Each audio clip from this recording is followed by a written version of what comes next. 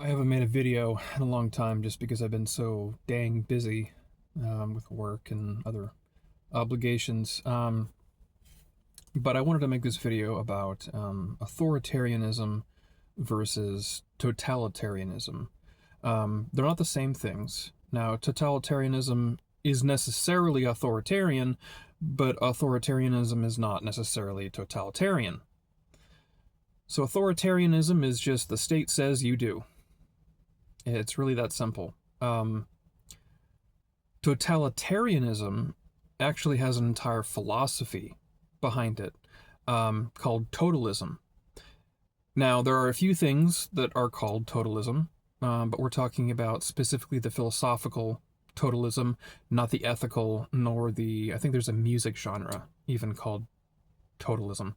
But I'm talking about the philosophical totalism.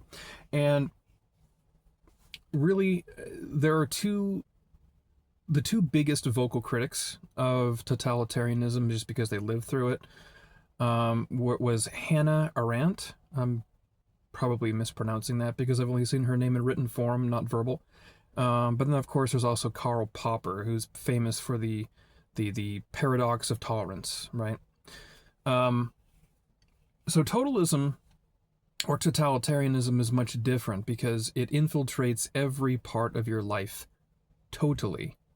That's why it's called totalism, because it not only demands uniformity of action, like authoritarianism does, but authoritarianism doesn't really bother with what it is you think. It doesn't care what you think. It just wants you to do what it says. Totalism does care a lot about what you think, the kind of information that you're taking in, where it's coming from, how you're interpreting it. And it touches every single part of your life. It's not afraid to go into the bedroom with you and your wife, tell you exactly what it is you're allowed and not allowed to do. I mean, that's historical precedence. So, totalism is about producing an ideal citizen that is easily reproducible, and they are a reliable part in the machine, basically. Now, the Soviets had this. They called it the Soviet man. But even, modern day socialists who aren't Soviets and aren't a fan of Lenin or Stalin, they'll still insist on what's called the socialist man. And now, a socialist man is when he has fully adopted his class consciousness. He sees himself now as purely a social being, not as an individual. Totalism requires that, by the way. It requires everyone to basically be the same. So a lot of what we're seeing being said in the name of equality, it's actually, if you open up under the hood, it's totalism. They want everyone to be the same, even though human beings aren't the same. We're not the same in any way except for in the eyes of our Father. That's it. That is the only way in which human beings are equal, is in the eyes of our God. We're unequal in literally every other way.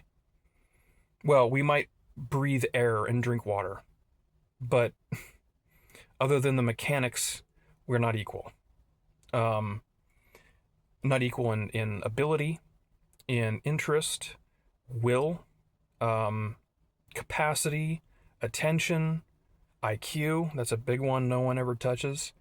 But this idea of totalism is completely foreign to the human condition.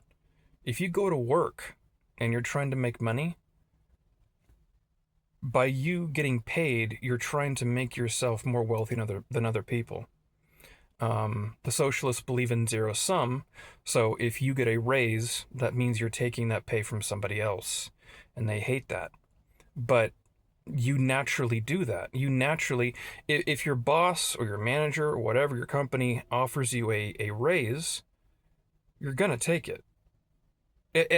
I have yet to see one person get offered a substantially higher wage, and it's not a dramatic change in position. It's something that they're capable of doing.